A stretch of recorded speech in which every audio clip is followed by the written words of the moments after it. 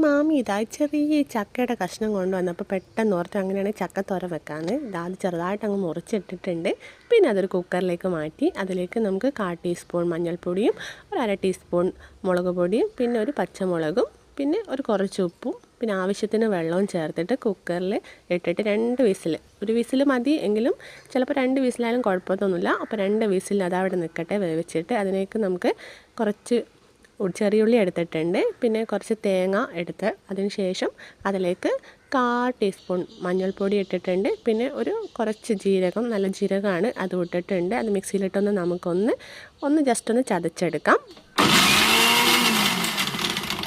അതിന് ശേഷം നമ്മൾ ചക്ക ഇതായിട്ടുണ്ട്, അതും കൂടി നമുക്ക് ജസ്റ്റ് ഒന്ന് ചതച്ചെടുക്കാം. വേണമെന്നില്ല, ഓപ്ഷനിലാണ്, ചെയ്യുന്നവരുണ്ട്.